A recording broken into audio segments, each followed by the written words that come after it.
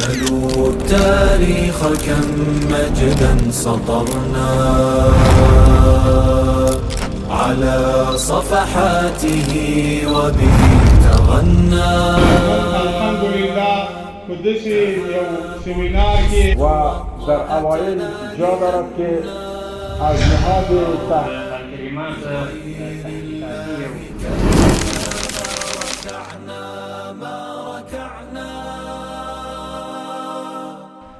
دوهم هغه د انساني ژوند ژغورنه ده، حفظ النفس.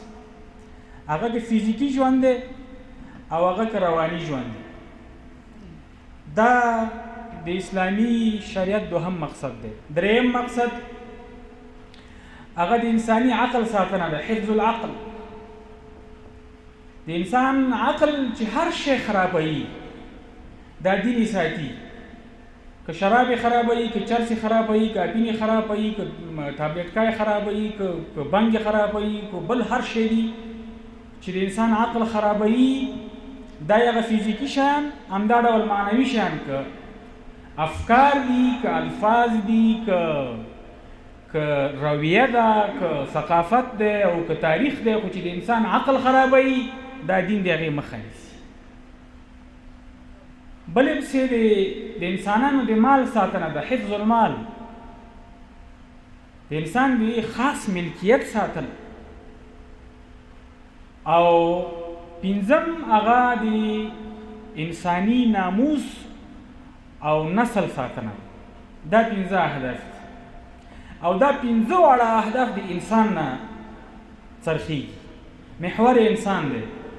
اوس به د ما د غرب سره څه مشکلې په دې کې چې د ما ټول شریعت په دې 15 مقاصدو کار کوي. په دې مقاصدو کې د کوم تمدن سره موږ ستونزه لرو یا به کوم تمدن د موږ سره ستونزه ولري رأسا او اساسا. خو خبره دا ده چې زه به دا خبره په دې تعبیر وکړم ځکه چې دا د ټکر کیسه چې راغلې ده دا د یو اصل نه جوړیږي.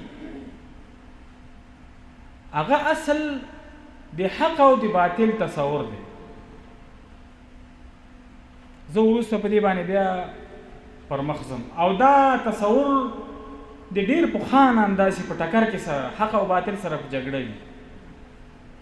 نو بناء موږ د چا سره مشکل نه لرو، خلک د موږ سره مشکل لري. ښه په غرب کې مشکل څه و چې موږ سره مشکل لري؟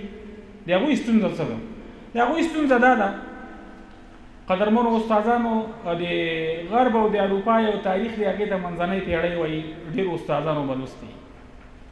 په عربۍ کې ورته العصور الوسطی وایي یا میډل ایجز. دا په توره دورم مشهور دی دا تاریخ. په د دې تاریخ 4-5 غټ غټ معالم دي. لومړی خبره په دغه تاریخ کې چې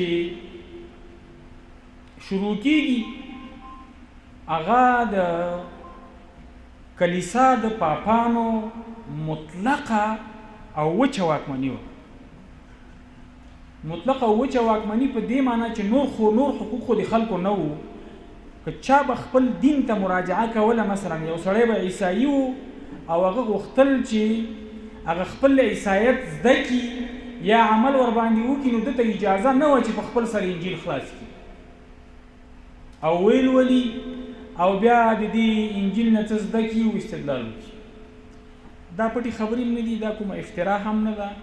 او نن سبا د انټرنیټ او د سمارټ فون زمانه ده. په همدغې شیبه یې تاسې کلیک کولی شئ. اوس یې ځکه مه کلیک کوئ چې بیا سره مصروف شوي وي. خو که ځان سره یاداشت اخلی کولی شي هر وخت. که بیا چا سره سوال هم تماس نیولی شي. تهاب الأسد وطأتنا لأننا لغير الله كلا ما رأينا.